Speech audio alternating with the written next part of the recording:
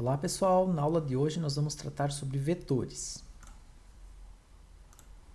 Muito bem, vetores são estruturas de dados, tá? Considerados como estruturas de dados compostas que nos permitem então armazenar dentro de uma mesma variável mais de um valor, no caso do Portugal e de linguagens como C e Java, valores de um mesmo tipo, tá? Então vamos supor e vamos tentar entender para que ele funciona e qual seria o uso. Vamos supor então que nós quiséssemos criar um programa que armazenasse a idade de 3 pessoas e calculasse a média da idade dessas pessoas. Tá? Basicamente, até agora, com as estruturas que a gente conhece de programação, nós teríamos que criar pelo menos uma variável para cada idade, né? Armazenando assim essa idade, não perdendo ela, certo? E a partir disso poderíamos somar e dividir por 3, por exemplo. Né? Então, um cálculo bem simples. Mas vamos supor que nós tivéssemos 1.000 pessoas e quiséssemos saber a média da idade de 1.000 pessoas ou mesmo e ainda assim guardar a idade dessas 1.000 pessoas, né? Então nós teríamos que criar 1.000 variáveis. Da forma como a gente vinha trabalhando até então, era uma das soluções possíveis, né? Mas no momento em que nós podemos trabalhar com estruturas diferentes como vetores, nós passamos então a poder criar uma variável que dentro dela vai armazenar mais de um valor de um determinado tipo. Vou exemplificar aqui, tá? Então, para que eu possa criar um vetor, eu preciso declarar ele, como eu fazia com a declaração das variáveis normais, e eu vou dar um nome para ele. Qual que é a diferença da declaração? Eu vou indicar entre colchetes, tá? Então, quantos valores desse tipo inteiro eu quero armazenar dentro de idades. Existem duas formas de inicializar ou de atribuir valores a um vetor. Tá? A primeira delas, então, seria atribuir já direto aqui valores. Então, eu vou adicionar lá 30, 31 e 21 anos. Tá? Dessa forma, então, nós teríamos um vetor chamado idades, que armazena 3 valores inteiros dentro dele, sendo que o primeiro valor é 30, 31 e 21, tá? Eu quero mostrar para vocês uma particularidade a respeito de vetores.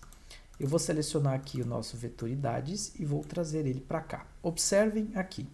A visualização que o Portugal nos dá é muito legal para que a gente consiga visualizar, então, exatamente como funciona um array, ou um vetor, também conhecido como array, certo? Observem que no momento em que eu arrastei a variável, ele criou essa pequena estrutura aqui do lado no nosso inspetor, indicando que nós temos 1, 2, 3, ou seja, 3 espaços para valores, conforme nós especificamos, mas existe aqui um contador de 0, 1 e 2. Por quê? Porque é praxe, tá? Então, porque dentro da programação, nós vamos sempre iniciar os nossos contadores de vetores em 0. Então, nós temos o valor 0, a posição 0, a posição 1 e a posição 2. Não é simplesmente um costume ou um hábito. Tá? É como a estrutura da nossa linguagem de programação está definida. Então, nós vamos considerar que na posição 0 nós temos o valor 30, na posição 1 o valor 31 e na posição 2 o valor 21. Vou fazer a execução do programa e vocês vão ver que é exatamente isso que acontece. Tá? Então, esse aqui é um programa extremamente simples em que a gente já fez a inicialização do nosso vetor no momento em que declarou ele. Essa, como eu falei, é uma das formas de fazer a declaração desses valores. Mas nós podemos também atribuir os valores direto dentro do array. Então, vou lá. 30, 31 e 21. Né? Então, idades na posição 0 vai receber 30. Idades na posição 1 vai receber 31. E idades na posição 2 vai receber 21. Dessa forma, mesmo apagando o nosso programa, nós vamos ter o resultado final igual ao que nós tínhamos antes. Tá? Então, 30, 31 e 21. Por que isso? Porque eu posso inicializar o meu array quando eu já sei quais são os valores que ele vai ter desde o início, ou eu posso atribuir valores a determinadas posições. Em que isso nos ajuda? Significa que eu posso solicitar por valores para o usuário e os valores lidos pelo que o usuário digitou podem ser atribuídos a determinadas posições do meu array. Ok? Vamos fazer então uma leitura dessas idades e a partir disso nós vamos então fazer um cálculo da média das idades desses indivíduos. Né? Então, como é que eu posso fazer a solicitação? Eu poderia muito bem fazer um escreva informe a idade, dois pontos, e fazer um leia idades na posição 0, ok? Isso vai funcionar. Só que se eu pensar dessa forma, eu vou ter que fazer para a posição 0, para a posição 1, para a posição 2, e se nós voltarmos ao nosso caso de ter 1000 pessoas, as quais devo solicitar a idade, eu volto ao mesmo problema, em que eu teria que repetir esse código 1000 vezes, né? Mas observem que eu tenho uma particularidade. Essa estrutura sempre vai ser a mesma e essa estrutura vai ser sempre a mesma, com exceção da posição em que eu quero atribuir o valor. Nós chamamos também essa posição de índice, tá? Então, índice 0, índice 1 e índice 2. O que eu posso fazer? Existe alguma forma de eu variar valores, começando de 0 ou começando de um valor específico, chegando até um ponto de parada, incrementando de 1 em 1? Sim, eu posso usar um laço para fazer, então, a repetição dentro de um vetor, né? Então, eu vou utilizar aqui um para, inteiro na posição, inteiro i começando em 0, i menor que 3 e i mais para incrementar de 1 em 1, tá? Então, o que eu estou fazendo aqui é o laço para, que nós já conhecemos de outras aulas, né? E vou repetir esse trecho aqui, o número de vezes, então, que é necessário para que o meu array seja preenchido, né? Se eu fizer simplesmente isso, eu sempre vou estar atribuindo um valor lido à posição 0. Então, 0 sempre vai ter o seu valor variado, mas 1 e 2 não. Qual que é a alteração que eu preciso fazer? Variar o índice, né? Nesse caso, o que acontece? Considerando que o para é uma estrutura que vai fazer com que a variável i varie de 0 até menor que 3, de 1 em 1, a cada repetição do laço para, até que essa condição de parada aconteça, i recebe um novo valor. Então, i começa como 0, no próximo laço ele é 1, depois ele é 2, depois ele chega aqui em 3 e cai fora do laço, né? Nesse caso aqui, então, eu criei uma estrutura genérica que vai funcionar, então, vai fazer a repetição que eu preciso para preencher o meu array a partir de um laço para, variando o índice i, utilizando, então, essa variável i que eu utilizei dentro do para fazer a variação, né? O que acontece aqui, pessoal? Vou fazer uma execução e a gente vai fazer um teste. Informe uma idade, 25, informe outra idade, 35 e outra idade, 21. Observem que na posição 0, 25, na posição 1, 35 e na posição 2, 21, conforme nós tínhamos falado aqui, tá? Uma forma de tornar esse nosso programa mais genérico é fazer com que o critério de parada do nosso laço para esteja relacionado ao tamanho do nosso vetor e não ao número fixo que nós escrevemos aqui. O que eu quero dizer? Digamos que nós mudemos aqui para 10, então eu teria que mudar aqui para 10 também, ok? Mas existe uma forma de que eu mude aqui, certo? Para 4 e aqui eu deixe de uma forma genérica que vai funcionar para qualquer situação, tá? Então, o que acontece? O Portugal possui algumas bibliotecas, tá?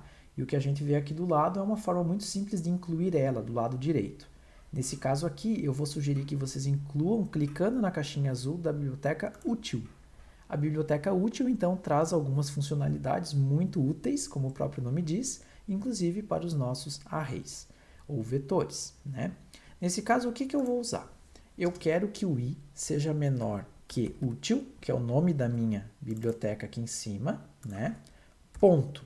Por que esse ponto? Útil é o nome da biblioteca.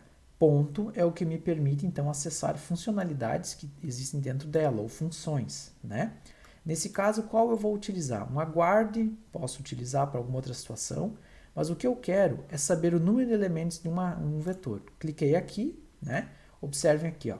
Descobre o número de elementos existentes de um vetor, que é o que a gente quer. Então, nós queremos descobrir dinamicamente quantos valores tem dentro de um vetor para que, então, o nosso laço pare quando ultrapassar esse valor que existe dentro desse vetor, né? Então, nesse caso, o que eu preciso fazer?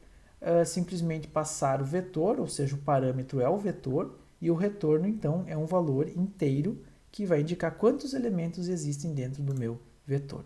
Nesse caso, então, eu vou usar aqui número elementos e vou passar o meu vetor chamado idades lá para dentro, certo? O que acontece aqui, pessoal? O que nós podemos fazer como uma leitura, né? Para o i igual a 0 até o i menor que o número de elementos que tem dentro de idades. Isso aqui já não precisa mais ser alterado, mesmo quando aqui for alterado. Então vai funcionar para 5, vai funcionar para 3, vai funcionar para 1000, certo? Então essa é uma forma de deixar o nosso programa um pouquinho mais genérico e melhor estruturado. Então eu vou fazer o teste aqui, só para a gente ver se deu tudo certo. Vou fazer a execução, os indivíduos têm 15, 25, 31 e 55 anos, tá? Então posição 0, 1, 2 e 3. Se nós variarmos para 1000, ele vai fazer 1000 repetições sem que nós precisemos então alterar essa linha de código, porque ele pega o número de elementos do vetor idades, independente de qual é o tamanho desse meu vetor. O que nós precisávamos, né? Nós estamos aqui tentando calcular, então, a média de idade de um determinado número de pessoas, certo? Então, o que eu fiz? Primeiro eu fiz a leitura do meu vetor, então agora eu já tenho armazenado dentro dele, né, a partir da linha 12, né, idades de pessoas, idades de indivíduos. Nesse caso, então, o que eu preciso fazer? Percorrer novamente o meu vetor, e eu vou usar uma estrutura muito parecida, afinal é a mesma, né? Vou variar minha variável aqui, obviamente, né? E JJ, e vou chamar aqui de J, tá? É preciso fazer essa variação?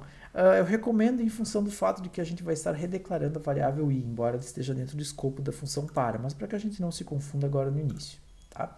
Então, eu estou fazendo exatamente o que eu fiz antes, começando em 0 até o final, até menor que o número de quantidade de elementos dentro do meu vetor, e indo de 1 em 1. O que eu preciso fazer para calcular a média, né?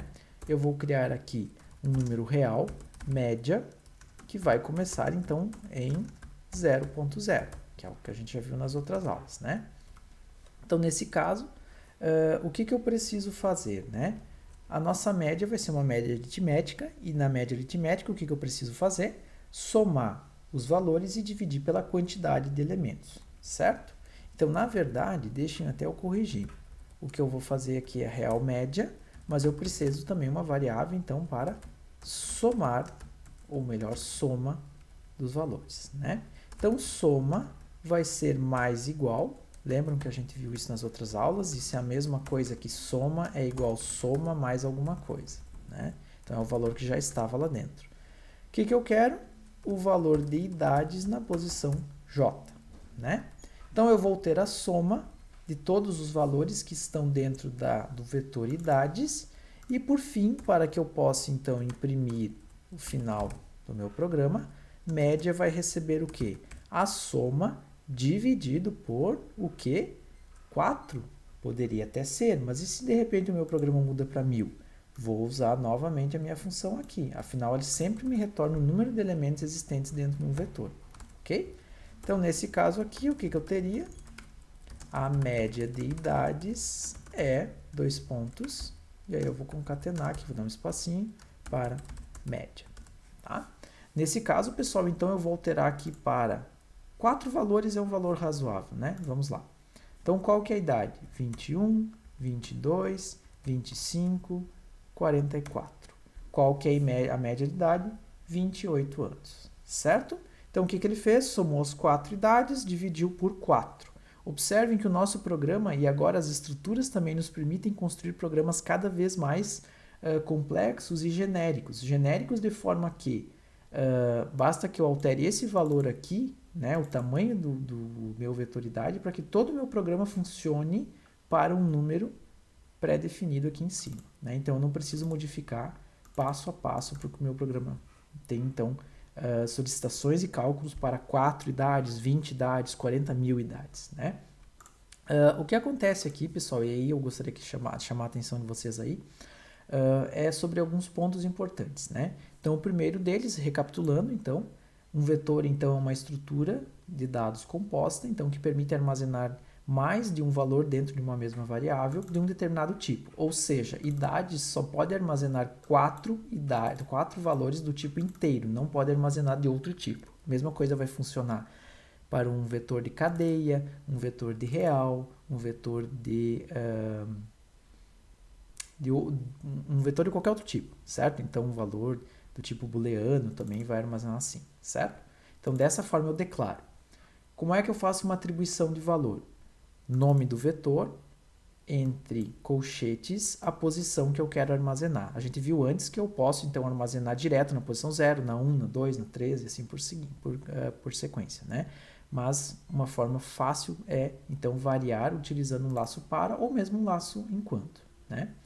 Outro ponto que a gente viu, então, é que nós podemos utilizar a função número elementos da biblioteca útil do Portugal para retornar o número de elementos que tem um determinado vetor. Isso nos é bastante útil tanto para percorrer o vetor, quanto para realizar cálculos como divisão pelo número de elementos. E desta forma, então, eu consigo acessar todos os valores do meu vetor, atribuir valores a eles e manipulá-los, certo?